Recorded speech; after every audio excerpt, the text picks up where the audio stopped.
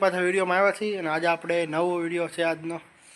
આજે આપણે ઘરે કોકોપીટ ખાતર બનાવવાની પ્રક્રિયા તમને બતાવી કઈ રીતના બનાવી, અને આપણે પાછું એમાં ફુલાવર વાવ્યું છે એટલે એ તમે બતાવી ફુલાવર કઈ રીતના ઉગી ગયું છે. હજી 4 દિવસમાં બી થઈ ગયા છે. તમને બતાવી બધું કઈ રીતના છે પ્રોસેસ બધી. જો આપણે નારિયેળના છાલા પલાળી દીધા છે, પલાળવા મૂક્યા. તો આપણે મંદિરમાં ને એમાં હોય ત્યાં છાલા હોય ત્યાં આપણે ત્યાંથી લઈ આવ્યા છીએ. તો આ રીતના પલાળવા મૂક્યા છે. તો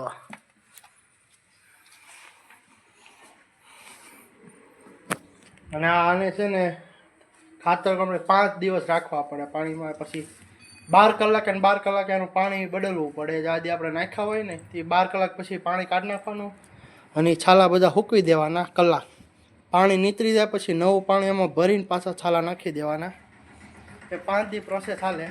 પછી તો આ રીતના એ છાલાને પાછા સૂકવીને આ રીતના કરી નાખવાના, છૂટા પાડવા પડે. જો આ રીતના એટલે આ હેઠે ખાતર મળ્યું પડવા. જો દેખાય, જો આ રીતના આનું બધું ખાતર થવા મળે. અને હુકા મૂક્યા છે. જો પછી એની પ્રોસેસ પછી આવી થાય બીજી. ખાતર જો છૂટું પડી જાય ને પછી આવો રૂ જેવો ડૂસો થઈ જાય. જુઓ જો કેવું છે, ખાતર બધું છૂટું પડી જાય છાલામાં છે એટલે તો પછી આવું થઈ જાય.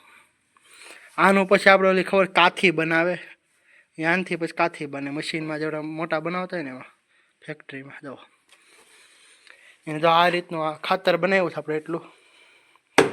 જો આ કોકોપીટ ખાતર આમાં છે ને સાળવાનું, એટલે સળાને પછી આવું નીકળે. આપણે વેસ્ટ મટીરિયલ જો અહીં મૂક્યું છે આવડો, ત્યાં વેસ્ટ મટીરિયલ. હા જો ખાતર. ને તો આપણે ટ્રેમાં વાવ્યા છે ફુલાવર. તો આ બધા એવડા એવડા પેકેટ છે. જો આ રીતના નીચે આપણે હોલ પાડી દઈએ, વધારાનું પાણી વહી જાય. તો તમને બધું આ ફુલાવર ઉગી ગયા. બી આપણે નાખ્યા હતા. જો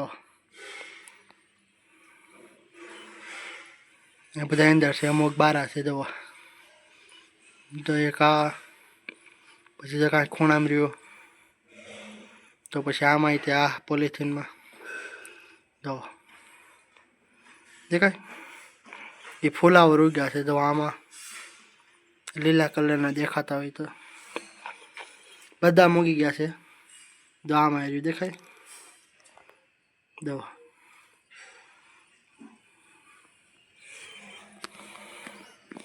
એટલામાં આપણે પાછું આ ખાતર એટલું કર્યું છે. જો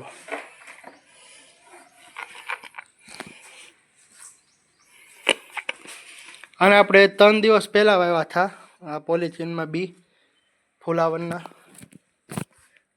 4 દિવસ પછી બી ફૂટે. જો કેવું છે. આપણે ફુલાવર તૈયાર થઈ જાય ને ત્યાં સુધીનો વિડીયો બનાવશું. કોકોપીટ ખાતરમાં ખેતી કરવાથી કેટલા ફાયદા થાય. આપણે 3 દિવસ પહેલાં પાણી નાખ્યું હતું, પછી પાણી નથી નાખ્યું. હજી તો બધું ભેજવાળું છે, કારણ કે આ ખાતર છે ને પાણી એનામાં સ્ટોર કરી રાખે. જો આ 4થો દિવસ છે આનો. જો આ બે બધા ફૂટી ગયા છે. ખાતર છેલ્લું આવું નીકળે સાળવાથી.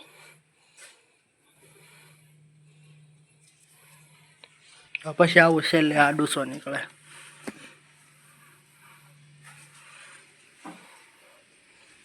આના 4 દિવસ થઈ ગયા છે. આજે 4 દિવસ થયા. આજે આ બધું બહાર કાઢશું અને બધું પાણી કાઢીને સુકાવા મૂકશું ને પાછું નવું પાણી નાખશું. તો આપણે આ પાઇપથી બધું પાણી જવા દઈએ બહાર ખાડમાં. તો આમ સુકાય ને પછી એને ખાતર છૂટું પડવા મળે આમાંથી. જો આ રીતના પછી છાલા કરી નાખવાના. એ છાલા ને ત્યાં પતલા પતલા આવા. જો હાવ તો આમાંથી છૂટવું પડે બધું ખાતર દવા નીચે આને પછી સાળી નાખવાનું આ બધું